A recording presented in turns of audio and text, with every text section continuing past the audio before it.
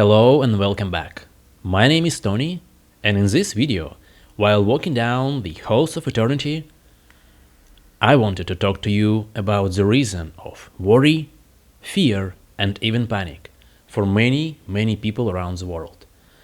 It's going to be a short video, hopefully, mainly contained of this topic, and I think it's really important to share this, alright? So please, stay with me for a little bit. Yeah, said Shade. Let's walk and talk. Now, as you already have noticed, I wanted to talk about the coronavirus,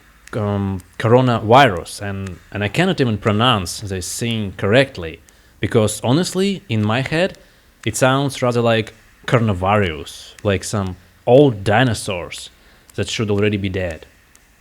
And frankly, that's how I think about it. Now, to make it very clear from the beginning, I am not going to say this thing isn't real and people have been imagining stuff. It is real and it might be quite dangerous. However, the important thing is how you perceive this entire event, how you treat this information, and what you actually believe in. So, during the last couple of days, the situation quickly got out of hands, and all the media and TV station and pretty much all the social media channels are going with this hysteria about this virus. And I think it's been like 2 days. Italy, the entire country, have been locked down, and it might actually affect the nearby countries and the entire Europe. There are many sports competitions have been cancelled, particularly football, because I kinda follow it. And by football, I mean soccer, if you're confused. And it's getting worse and worse.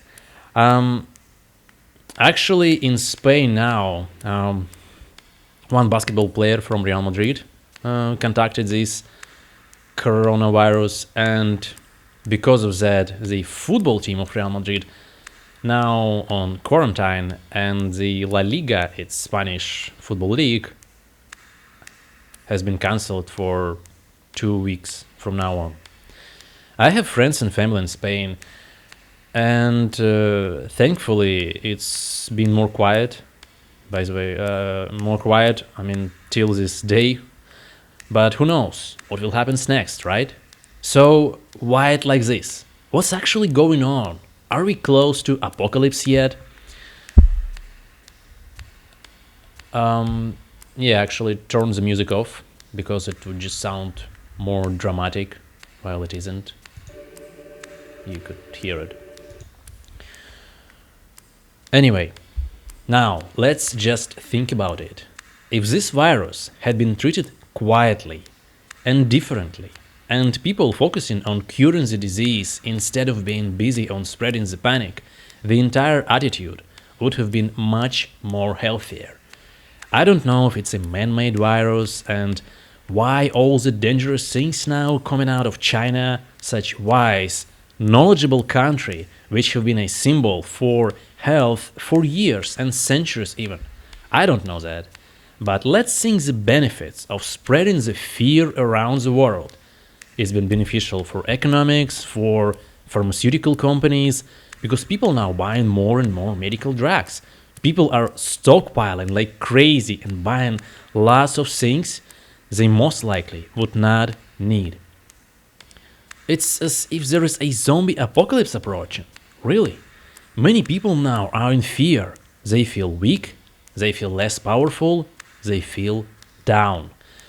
This virus is a great tool to keep us under control, to make us fearful, and to pretty much a tool to dictate on how we all should live. Now it's easy because people are scared. And they scared because of the media hysteria. We don't share good news, we share only bad and terrible news. Because it's profitable. I'm not really paying attention to the guy. I'm trying to talk, so I just missing stuff on purpose. I will get back to it eventually. And again, guys, I'm not telling you it's an illusion and that it doesn't exist. It's there. It's real, right? I know this. I know that you have been worried, and I know that you may know people who have been struggling with this, and maybe you know people who already died. And I'm sorry. It is a tragedy, but what is the point to stay fearful, to panic, to constantly worry about it?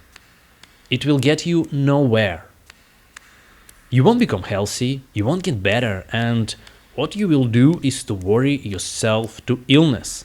And it is true, you can actually impact your immune system by constantly staying under stress, because not a single living organism on this planet can tolerate living under stress 24/7.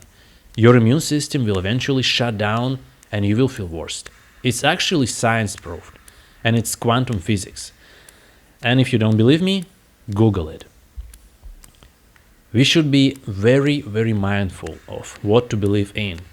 I think that virus isn't that powerful, if at all, but it's us who were led to believe it is. It's yet another opportunity to keep people under control, inject the fear into the minds, and to weaken the immune system. And it's on the global level, as it's perfect opportunity to spread the panic. Our minds won't tell the difference between the real thing and imaginary thing, and will take for a truth anything we truly believe in. And now, I have been sharing this topic with some of my friends on Steam and Discord, and what's more disheartening though, it's that there are many reports of people actually recovering from the virus. But how many news outlets or social media or influencers are actually spreading the word about it? How about that? My friend from the United States told me about it, and it's really fascinating how during the time of crisis the mainstream is trying to manipulate on humans' emotions. We don't hear the positive news, yet we hear lots and lots of negative ones. So how about we will think and believe that it's actually possible to recover, it's possible to stay healthy, and it would be better to not feed the beast with all our focus and attention and give them to other matters instead. Think about it. Please, please. Anyway, I wanted to share a story, and in this, it's a story about a man who has pretty much worried himself to death. It's a well-known story. Maybe you've heard it, maybe you haven't, but here you go. It's a story about Nick Seedsman, who had found himself locked in freezer on a train. And it's a real story. I gave you the name, so you would just search it up and see for yourself. So, one midsummer day, the train crew were informed that they could quit an hour early in honor of the foreman's birthday. Accidentally, Nick was along the stream, and he was locked in a refrigerator boxcar, and the rest of the workmen left the site. Nick panicked. He banged and shouted until his fists were bloody and his voice was hoarse. No one heard him, of course. And he thought, if I can't get out, I will freeze to death in here. Already forgetting that the freezer, that refrigerator, is actually broken.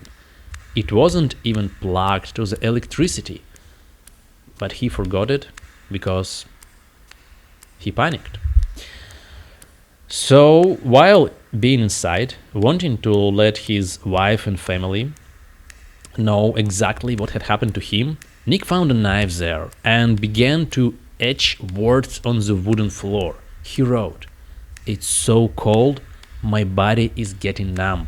If I could just go to sleep. This may be my last words." So the next morning, the crew slid open the heavy doors of the boxcar, and of course they found Nick dead. An autopsy revealed that every physical sign of his body indicated he had frozen to death. And yet the refrigeration unit he was locked in of this car was inoperative. It was broken, and the actual temperature inside indicated 55 degrees in Fahrenheit, and it's about 13, 14 degrees in Celsius. So Nick had basically killed himself by the power of worry. So yeah, guys, he believed he was freezing while there was no physical reason for it. But mind is a powerful beast that will believe anything you will tell him. And Nick was actually a very healthy and strong person, but he was rather a warrior. And a certain Celsius degrees is just, pretty much your room temperature. Yeah, it may not be the hottest, but there are not a single reason to be freezing because of that. What you believe, you perceive. What you focus on, grows. What you consume, consumes you. So, what to do then? First things first, don't panic. Stop worrying yourself to illness. Stop believing everything media and news tell you. It's a mind trap and it's really bad for your health. Again, guys, I'm dead serious. If you're feeling ill or not well, please take all the necessary action. Take some medicine, go to doctors, check on yourself and do whatever is needed to get better. Of course, it's out of damn question. However, if you're well and healthy and worry about your well-being, start focusing on good things. So instead of fear and all this, death situation, fill yourself with positivity, try to find something good in your life and pay close attention to that. Shift your focus from constant worrying. Start eating better, more fruits and vegetables, and less dairy and animal products. If you don't believe in plant-based diet and its benefits, at least think about that animals can catch the virus as easily as humans and you can consume diseased meat. So more greens, less dead food. Also, drink water, lots of it. Keep yourself hydrated and support your immune system. It's very, very important. You will feel less tired, more focused, and more positive as well. Next, exercise. Don't forget to do a daily workout and move your body because that will help you feel more alive. We are born to move. Always, always remember that. Next, good sleep. Also, very important.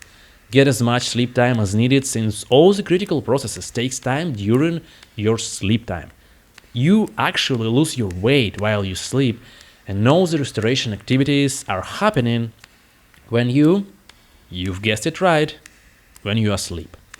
Meditation. At least try to sit for 5 to 10 minutes and calm yourself down. Also, try some different breathing techniques. They are very, very powerful, healthy, and just, the good foundation for a more quality lifestyle. If you cannot meditate, just sit with your eyes closed and reflect on your life.